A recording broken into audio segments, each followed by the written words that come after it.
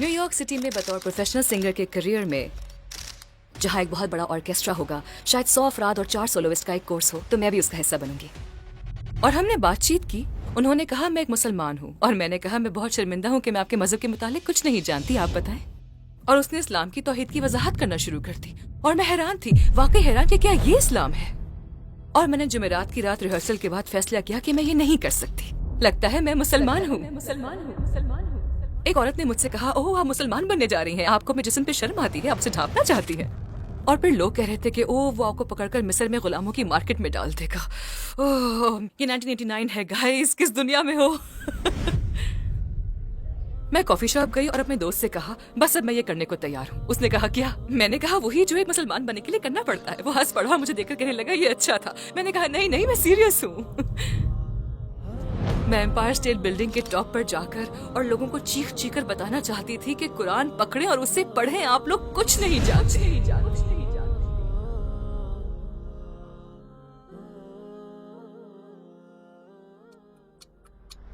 अस्सलामुअलैकुम नूर सादे बहन, हमारी दावत कबूल करने का बहुत शुक्रिया। हमें आपको यहाँ देखकर बहुत खुशी हुई। गुफ्तगू का आगाज इस सवाल से करते हैं कि नूर सादे कौन है? क्या आप अपनी जिंदगी के बारे में मुख्तसरन बताएंगी? वालेकुम अस्सलाम, बिस्मिल्लाहिर्रहमानिर्रहीम। मेरा नाम नूर सादे है। मैं यूनाइटेड स्टेट्स के एक छोटे से मिड वेस्टर्न कस्बे में बड़ी हुई, फिर न्यूयॉर्क स्टेट में एक प्रोफेशनल सिंगर का करियर अपनाया।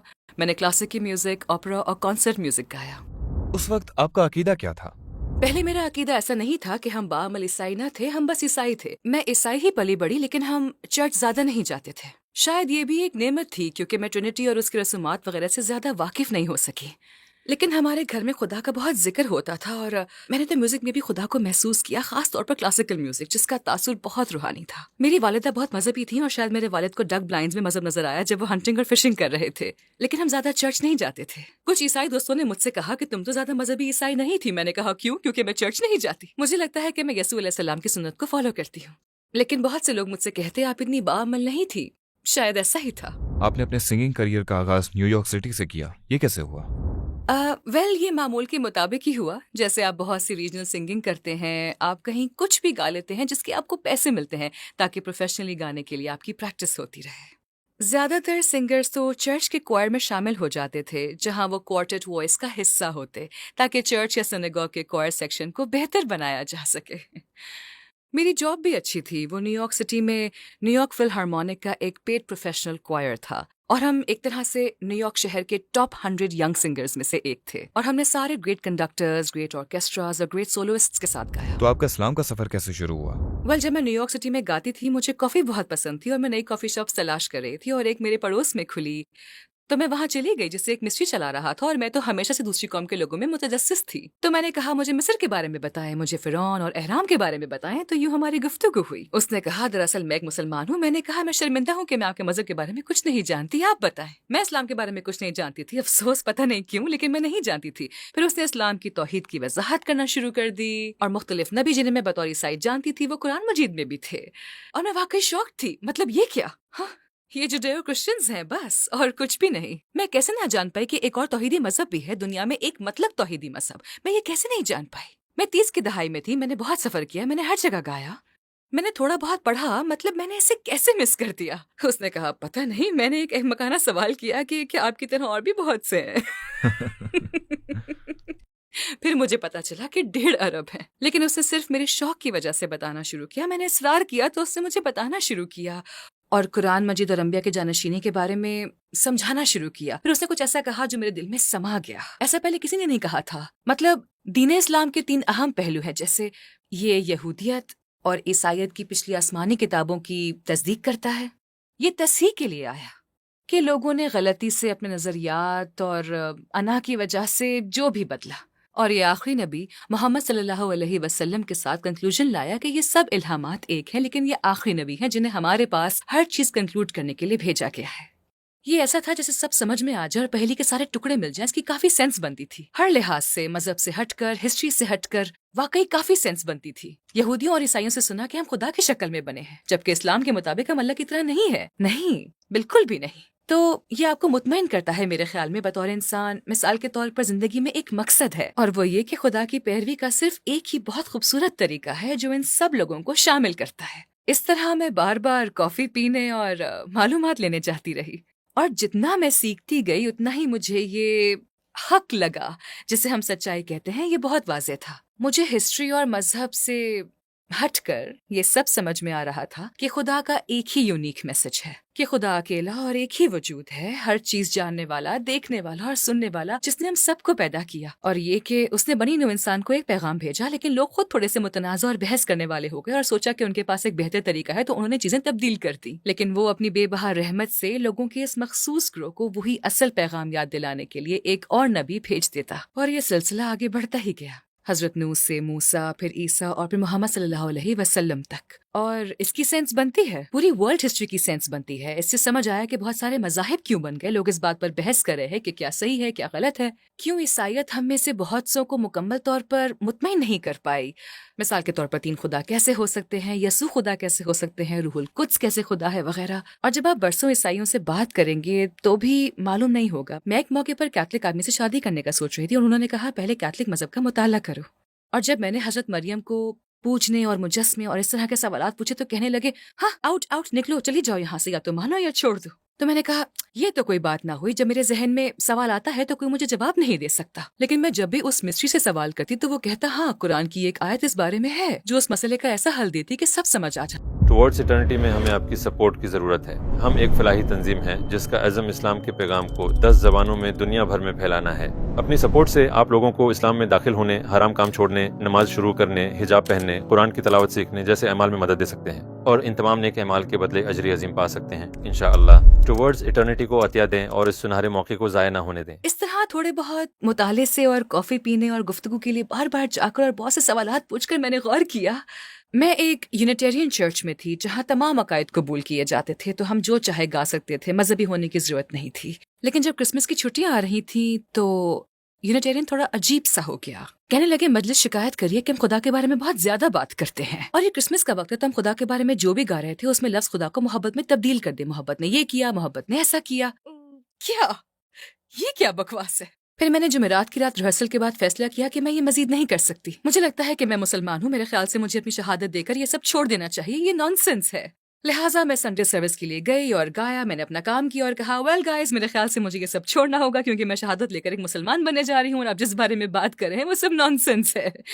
بس پھر میں کافی شاپ گئی اور اپنے دوست سے کہا کہ اوکے میں یہ کرنے کے لیے تیار ہوں، تو اس نے کہا کیا؟ میں نے کہا وہی جو ایک مسلمان بننے کے لیے کرنا پڑتا ہے۔ وہ ہنس پڑا، مجھے دیکھ کر کہنے لگا یہ اچھا تھا۔ میں نے کہا نہیں میں سیریس ہوں، مجھے بتائیں کیا کہہ رہا ہے۔ اور میں نے وہ ساری عربی کہنے کی کوشش کی جو بہت مشکل سے میری زبان پر چڑھ رہی تھی، اور بس ہو گیا، وہ بھی ایک کافی شاپ میں۔ جی ہاں، 90 کی دہائی میں نیو یارک شہر کی براڈ وے پر۔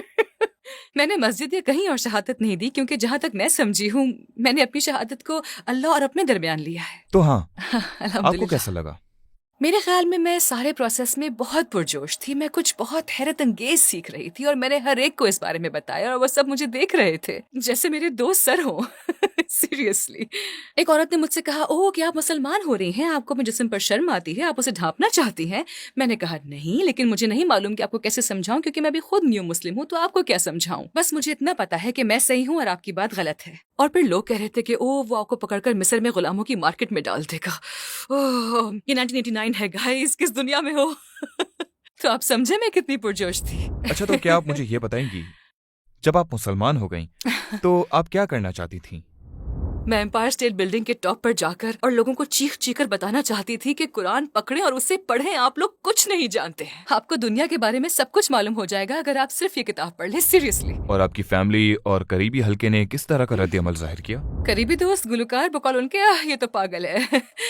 لہٰذا میں نے سب پر اپنے دروازے بند کر دیے اور گھر بیٹھ گئی اور انگریزی میں قرآن کو بہت زیادہ پڑھنے لگ گئی۔ مجھے پتا تھا کہ میں صحیح کر رہی ہوں، لیکن میرے پاس الفاظ نہیں تھے یا ان کو وضاحت دینے کے لیے سیاق و سباق کی سمجھ نہیں تھی۔ میں صرف اتنا جانتی تھی کہ یہ ٹھیک ہے، میرے دل کی آواز تھی کہ میں جو کر رہی ہوں، جس پہ مجھے یقین ہے، وہ صحیح ہے۔ شروع میں نے ماڈسٹ ڈریسنگ اپنائی، لیکن یہ ایک سفر تھا جو قدم بقدم طے ہوا۔ میں خوبصورت کانسرٹ گاؤن میں اسٹیج پر ہوتی، کھلے بال اور میک اپ کے ساتھ، جس کا آپ تصور کر سکتے ہیں۔ مجھے یہ سب چھوڑنے میں کافی وقت لگا، آہستہ آہستہ، تاکہ میں محتاج نہ ہو جاؤں، بغیر آمدنی کے، اور پھر حیران پریشان پھروں۔ لیکن ہاں، میری فیملی کی کہانی اور تھی، انہیں کوئی اعتراض نہیں تھا۔ میرے خیال میں میری ماں، میرے والد تو سالوں پہلے گزر گئے تھے، میری ماں کو مذہب تبدیل کرنے پر اتنا اعتراض نہیں تھا، بس ان کو یہ ڈر تھا کہ لوگ کیا کہیں گے جب میں ایسی ڈریسنگ کروں گی، جیسے کہ یہ اب کیا کر رہی ہے، یہ مسلمان ہو گئی، یہ تو پردہ بھی کرنے لگی ہو یار۔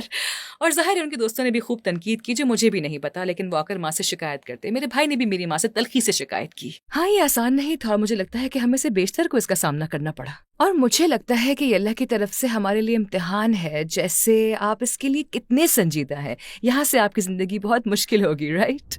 تو پھر کیا آپ نے اپنا میوزک کریئر چھوڑ دیا؟ میں نے آہستہ آہستہ چھوڑا، میں اپنے کچھ کنڈکٹرز کے پاس گئی اور ان سے کہا کہ مجھے آپ کو چھوڑنا پڑے گا، میں نے چرچ اور سینیگوگ کی نوکری، اس طرح کی چیزیں چھوڑ دیں، میں اسلام کو مکمل طور پر اپنانا چاہتی تھی، اور میں نے یہی کیا، میں اس کا نمائندہ بننا چاہتی تھی، میں ہر ایک کو بتانا چاہتی تھی کہ میں مسلمان ہوں، میں اپنا نام تبدیل کرنا چاہتی تھی، اپنا لباس، اپنی گفتگو میں اسلام کی بات کرنا چاہتی تھی، نام تبدیل کرنا چاہتی تھی تاکہ لوگ مجھ سے اسلام کی بات کریں۔ رد عمل کیا تھا؟ مختلف رد عمل تھے۔ میرے عیسائی دوست بہت ناراض ہوئے، اور جس لمحے میں نے ان کے سامنے بے وقوفانہ طور پر سورہ اخلاص پڑھنے کی کوشش کی، قل هو اللہ احد، اوہ میرے دوست بہت ناراض ہو گئے، کیا یہ سب کیا ہے؟ خدا تین ہے، یسوع یہ ہے، وغیرہ وغیرہ وغیرہ۔ اور میرا یہ طریقہ درست نہیں تھا کیونکہ وہ بہت ہی مذہبی عیسائی تھے، اور مجھے صرف اس خاص صورت کے بل پر یہ نہیں کرنا تھا بلکہ بہتر معلومات کی ضرورت تھی۔ پہلی بار تھا اس لیے پتہ نہیں تھا کہ دعویٰ کا کام کیسے کرنا ہے، ایسے نہیں کہ بس کود کر بات کرنا شروع کر دی۔ آپ ایسے شخص سے کیا کہیں گی جو کہے گا آپ نے یسوع کی ٹیم اور عیسائیت کو کیوں چھوڑا؟ میرے خیال میں اس کا آسان جواب یہ ہے کہ ہم نے انہیں نہیں چھوڑا، بالکل بھی نہیں چھوڑا، بلکہ ہمیں اب عیسیٰ علیہ السلام کی حقیقت اور بہتر سمجھ آ گئی ہے۔ وہ یہ کہ یسوع خدا کے بندے تھے، جیسا کہ ابراہیم تھے، جیسا کہ موسیٰ تھے۔ یسوع نبی محمد اور تمام نبی خدا کے بندے تھے، وہ سب خدا کے تابع تھے۔ بائبل میں ہر جگہ عیسیٰ علیہ السلام کی فرما برداری نظر آتی ہے۔ وہ کہتے ہیں باپ نے مجھے یہ معجزے دی، لیکن کبھی نہیں کہا کہ میں خدا ہوں، میری عبادت کرو۔ ایسی کوئی آیت نہیں ہے، لیکن بہت سے عیسائی کہیں گے میں بائبل میں ڈھونڈ کر ثابت کروں گا، انہوں نے کبھی نہیں کہا میں خدا ہوں، میری عبادت کرو۔ اگر یہی عیسائیت کا بنیادی عقیدہ تھا تو پھر انہوں نے انجیل میں بار بار اسے کیوں نہیں دہرایا؟ ہم جانتے ہیں کہ اللہ ایک ہے، اللہ ایک ہے، اللہ ایک ہے، اللہ ایک ہے۔ قرآن مجید میں بار بار یہ بات سب سے زیادہ دہرائی گئی ہے کہ اللہ ایک ہے، اور محمد صلی اللہ علیہ وسلم اس کے رسول ہیں۔ یہ شہادت ہے جو ہم اپنی نمازوں میں صبح، دوپہر اور رات کہتے ہیں، اور اذان میں بھی اس کا اعادہ کیا گیا ہے۔ یہ دین اسلام ہے، یہ ہمارا بنیادی عقیدہ ہے۔ اگر یہ بات کہی ہی نہیں گئی تو پھر یہ عقیدہ کیسے بن گیا؟ سب گھما پھرا کر کہا جاتا ہے اوہ یہ اشاروں میں ہے۔ آپ ایک عیسائی سے کیا کہیں گے جو کہتا ہے جب میں دعا کرتا ہوں تو مجھے روحانیت اور خدا کے ساتھ تعلق محسوس ہوتا ہے؟ پچھلے دنوں کسی نے اس بارے میں آن لائن ایک عمدہ کامنٹ کیا جسے میں نے لائک کیا، جو سچ بھی ہے۔ ان کا کہنا تھا کہ یہودی اپنے مذہب سے انتہائی انٹلیکچوئل انداز میں مربوط تھے، عیسائی اپنے مذہب سے بہت جذباتی طور پر جڑے رہے۔ اسلام میں دونوں ہیں، اسلام عقل کو اپیل کرتا ہے اور جذباتی طور پر آپ کو اپیل کرتا ہے، یہ دماغ سے بات کرتا ہے۔ کیا تم نہیں سنتے، نہیں دیکھتے، غور نہیں کرتے؟ غور کرو، سوچو، اقرا، پڑھیں، سیکھیں، مطالعہ کریں۔ یہ عقل کو اپیل کرتا ہے لیکن یہ آپ کو جذباتی طور پر بھی اپیل کرتا ہے، اور یہ متوازن ہے۔ ہم متوازن امت ہونے کی بات کرتے ہیں، ایک متوازن قوم۔ مجھے جو اسلام کے بارے میں پسند ہے یہ کسی ایک رخ پر زور نہیں دیتا، یہ بہت متوازن ہے۔ کیا سائناگوگ یا چرچ کے ساتھیوں کے ساتھ سنگنگ میں آپ کو کوئی دلچسپ تجربات ہوئے؟ سینیگوگ میں بہت گایا، میوزک کی ایک بڑی ڈیل، خاص طور پر ان کے مقدس دنوں میں۔ اور ایک چیز جو مجھے دلچسپ معلوم ہوئی وہ یہ ہے کہ ہم غیر یہودیوں کو کبھی بھی ان کا وعظ یا خطبہ سننے کی اجازت نہیں ملی، اور مجھے نہیں لگا کہ یہ صحیح ہے۔ عیسائی چرچ میں کبھی کسی کو یہ نہیں کہا جاتا تھا کہ نکل جاؤ، جیسے کہ تمہیں عیسائیوں کی باتیں سننے کا حق نہیں۔ اسلام سے پہلے بھی مجھے یہ بات حیران کرتی تھی کہ ایسا کیا کہہ رہے ہیں جسے ہم نہیں سن سکتے۔ وہاں پہ باہر کیوں نکالتے اور کہتے کہ بریک ہے، جا کر کافی اور ڈونٹس لو، اور میں نے کہا میں سننا چاہتی ہوں، انہوں نے کہا آپ نہیں سن سکتے، جاؤ بریک لو۔ تو میں نے سوچا کہ یہ بہت عجیب ہے، اس نے مجھے سوچنے پر مجبور کیا، اور ظاہر ہے اب جب میں نے دیکھا کہ اسرائیل و فلسطین میں کیا ہو رہا ہے، آپ چیزوں کو ایک ساتھ رکھنا شروع کر دیتے ہیں۔ سیرت النبی کے حوالے سے آپ کو سب سے زیادہ کس چیز نے متاثر کیا؟ محمد صلی اللہ علیہ وسلم کا کردار۔ یہ لوگ جن کے بارے میں نے قرآن مجید میں پڑھا، اس طرح کا انداز، اس طرح کے آداب، یہ مہربان ہونا، فراخ دلی سے لوگوں کو معاف کرنا، رحم دلی، یہ وہ سب چیزیں ہیں جن پر میں واقعتاً ایک فرد کی حیثیت سے یقین کرتی ہوں۔ گوسپ نہ کرنا، بہتان نہ لگانا، اگر کوئی آپ کے خلاف بات کرتا ہے تو آپ بس انہیں معاف کر دیں، اس قسم کی چیز۔ اور مجھے واقعی اس کردار سے محبت ہے، میں نے سوچا یہی لوگ ہیں جنہیں میں زندگی بھر تلاش کرتی رہی۔ اگر آپ نبی صلی اللہ علیہ وسلم کی زندگی کا ایک دن دیکھ سکیں تو وہ کون سا دن ہوگا؟ بہت سارے ہیں، مجھے اس کے لیے تیار رہنا چاہیے۔ میں نے اس سے پہلے کہا کہ مجھے یہ کہانی پسند ہے جب آپ پر وحی نازل ہوئی اور آپ گھبرا کر اپنی عزیز اہلیہ کے پاس گئے. یہ عمل ایک خوبصورت چیز ہے. آپ اپنی اہلیہ کی طرف گئے, مجھے ڈھانپے, مجھے نہیں معلوم کہ میرے ساتھ کیا ہوا, اور وہ جیسے ایک خوبصورت سپورٹ تھی, اور میں وہ کمرہ دیکھ سکتی ہوں, میں موم بتیوں یا لائٹس کی چمک اور ہر چیز کو دیکھ سکتی ہوں, اور آپ ایک کمبل میں ہیں اور وہ آپ کو ناقابل یقین الفاظ سے تسلی دے رہی ہیں. بہت سے لوگ ہیں جو قبول کرتے ہیں کہ اسلام سچا مذہب ہے، لیکن وہ مسلمان بننے کے لیے یہ قدم اٹھانے میں ہچکچاتے ہیں، اور وہ جانتے ہیں کہ عیسائیت کے عقائد کے نظام میں خامیاں ہیں. تو آپ کے حساب سے اس کی کیا وجہ ہے؟ میرے خیال سے یہ نبی صلی اللہ علیہ وسلم کے ابتدائی ساتھیوں کی طرح ہے. اپنی فیملی کے پاس واپس جانا مشکل نہیں اگر وہ اسلام کے بارے میں نہیں جانتے اور وہ اس کے بہت مخالف ہوں. لیکن بدقسمتی سے میڈیا، فلمیں اور سب کچھ اسے ایک بہت لمبے عرصے سے غلط پورٹرے کر رہے ہیں. مثال کے طور پر ہالی ووڈ کی پوری زندگی. تو یہ آسان نہیں ہے. میں نے اکثر کہا ہے کہ اگر کوئی امریکی نظام اور یسوع اور عیسائیت میں پوری طرح ڈوبا ہو اور پھر اسلام کی حقیقت جان لے تو شاید اس کی پوری دنیا الٹ جائے.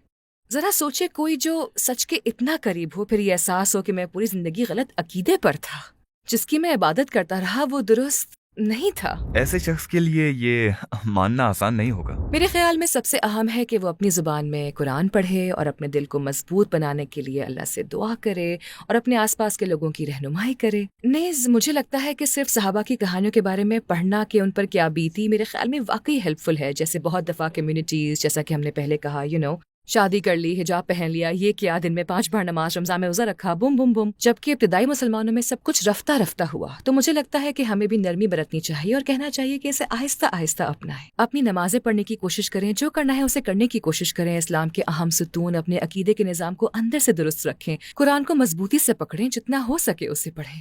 قرآن یقیناً آپ کو طاقت عطا کرے گا. یہ شفا ہے، یہ ہیلنگ ہے، یہ فرقان ہے، یہ معیار ہے، یہ گائیڈنس ہے. مطلب صحیح اور غلط معلوم کرنے کا، حق اور باطل میں فرق کا کیا کوئی اور طریقہ ہے؟ صرف قرآن ان چیزوں کو بہت واضح کرتا ہے. بلکہ صحابہ کی تاریخ کو بھی دیکھیں، وہ آسان وقت سے نہیں گزرے، بالکل بھی نہیں. آپ جس چیز سے گزر رہے ہیں وہ بھی اس سے گزرے، اور وہ اپنے وقت کے بہترین لوگ بن گئے. ہر اس شخص کے لیے جو اسلام پر غور کر رہا ہے، خاص طور پر مغرب میں رہنے والے، کبھی کبھی انہیں خوف ہوتا ہے. جیسے اگر میں مسلمان ہو جاؤں تو مجھے اپنا نام تبدیل کرنا ہے، مجھے اپنا پورا کلچر چھوڑنا ہے، مجھے کچھ مختلف بننا ہوگا. کیا واقعی یہ ایک جائز نہیں، میرا تشویش ہے؟ نہیں خیال، مجھے ایسا نہیں لگتا. ہر ایک کا اپنا ذاتی سفر ہوتا ہے. اپنی زندگی میں بہت سے نو مسلموں کو جاننے کے بعد میری یہی رائے ہے. یہاں تک کہ سیرت نبوی میں بھی دیکھیں تو لوگ آہستہ آہستہ دین میں بہتر ہوئے. یہاں تک کہ الکحل سے چھٹکارا حاصل کرنے میں بھی تھوڑا وقت لگا ہے نا. سب کچھ اچانک نہیں ہوا. لوگوں نے اچانک حجاب نہیں لیا. لوگوں میں آداب اور تمام چیزیں ایک دم نہیں آئیں جو بعد میں مدینہ میں آئیں. مکہ میں کتنے سال وہ صرف بنیادی صورتیں سمجھتے رہے کہ اللہ کون ہے اور اسی قسم کی چیزیں. میں کچھ پیدائشی مسلموں کو بھی کنورٹ کی طرح سمجھتی ہوں، کیونکہ وہ اپنے گرد و نواح کو چھوڑ دیتے ہیں، وہ اپنے آبائی ممالک چھوڑ دیتے ہیں، اور جب وہ امریکہ آتے ہیں ان کے پاس اللہ کے سوا کچھ نہیں ہوتا اور وہ اللہ سے رجوع کرتے ہیں. وہ واقعی سنجیدہ مسلمان بن جاتے ہیں، گویا وہ شہادت کو حقیقی طریقے سے جان لیتے ہیں. شاید ایسے لوگ ہیں جو سوچ رہے ہیں، خواتین یہ سوچ رہی ہیں کہ میں حجاب پہننے کے لیے تیار نہیں ہوں اور اس طرح میرے لیے مسلمان بننے میں رکاوٹ ہے. تو آپ ایسے شخص سے کیا کہیں گی؟ یہ آسان نہیں ہے، یہ واقعی آسان نہیں ہے. میرے خیال میں خود کو کور کرنا آسان نہیں ہوتا، اور یہ بھی کہ آپ کے آس پاس کے لوگ آپ کے لیے بہت مشکل پیدا کر دیتے ہیں. مجھے لگتا ہے کہ آپ کو اس کے لیے کوشش کرنی چاہیے، کیونکہ یہ ایسی چیز ہے جس کا اللہ تعالیٰ سوال کرتا ہے اور یہ آپ کی زندگی کے لیے مفید ہوگا. زیادہ تر خواتین یہی کہتی ہیں کہ وہ زیادہ محفوظ محسوس کرتی ہیں جب وہ یہ حجاب پہنتی ہیں. یہ ظاہر کرتا ہے کہ ہمیں معاشرے، خاص طور پر مردوں کی طرف سے کیسا دباؤ محسوس ہوتا ہے، جو میں نے نیو یارک میں بہت محسوس کیا. یہ بہت پریشان کن تھا. یہ حقیقت ہے کہ میں آپ کو کال کر سکتی ہوں اور آپ پر آوازیں کر سکتی ہوں اور بغیر کسی دعوت کے آپ کو اپروچ کر سکتی ہوں. میں نے حجاب پہنا اور یہ سب ختم ہو گیا. اچھا، الحمدللہ. اگر آپ کو دنیا کے تمام غیر مسلموں سے براہ راست بات کرنے کا موقع ملے تو آپ صرف چند لمحوں میں ان سے کیا کہنا چاہیں گی؟ میرے خیال میں جیسا کہ میں نے کہا، میں امپائر اسٹیٹ بلڈنگ کی چھت پر جا کر کہنا چاہتی ہوں، بس قرآن اٹھا کر اسے پڑھیں. یہ آپ کو کھائے گا نہیں یہ آپ کو بھٹکائے گا نہیں. بہت ساری کہانیاں ہیں، حیرت انگیز کہانیاں، جب لوگوں کو لگا کہ قرآن انہیں بلا رہا ہے اور وہ ایسے ہی تھے گریز کرنے والے. میرے بہت سے دوست کہتے تھے کہ میں اس کتاب کو نہیں پڑھوں گا، چلو پڑھتا ہوں تاکہ مسلمانوں کو غلط ثابت کر سکوں. مگر جب آخر کار اسے اٹھاتے ہیں تو وہ ڈر جاتے ہیں، وہ حقیقت میں اسے لینے سے ڈرتے ہیں. اور مجھے لگتا ہے کہ کچھ دوسرے مذاہب آپ کو سکھاتے ہیں، جیسے مسجد مت جانا، چرچ مت جانا، کسی اور کی مذہبی جگہ میں داخل مت ہونا. یہ نقصان نہیں دے گا. یہاں تک کہ اگر آپ مسلمان نہیں بھی بنتے پھر بھی قرآن مجید میں اتنی حیرت انگیز رہنمائی ہے. جب میں امریکیوں کو سنتی ہوں تو مجھے ہمیشہ بہت دکھ ہوتا ہے. وہ ہر وقت بائبل یا توریت کا حوالہ دیتے ہیں، بائبل بائبل بائبل، مطلب کیا ہم قرآن کو مینشن کر سکتے ہیں؟ آپ جو بات کر رہے ہیں اس بارے میں ایک حیرت انگیز خوبصورت آیت ہے جو بہت زیادہ سینس بناتی ہے، بس دنیا کو اسلام سے منور کریں، یہ کسی کو تکلیف پہنچانے والے نہیں ہے، ہم کسی پر قابو پانے نہیں آ رہے، یہ ارادہ نہیں ہے، لیکن اسلام کو جاننے میں بے شمار فائدے ہیں، بہت سے فائدے ہیں۔ بہن نور سادے، اپنی کہانی شیئر کرنے کا بہت بہت شکریہ، اور اللہ آپ کو جزا دے، آمین اللہ انشاءاللہ۔ آپ کو جنت عطا فرمائے انشاءاللہ۔ آمین آمین جزاک اللہ آمین۔ خیر۔ جزاک اللہ خیر، اور مجھے اپنی کہانی سنانے کی اجازت دینے کے لیے آپ کا شکریہ، اور انشاءاللہ یہ لوگوں کے لیے روشنی کا باعث ہوگی۔ جزاک اللہ خیر۔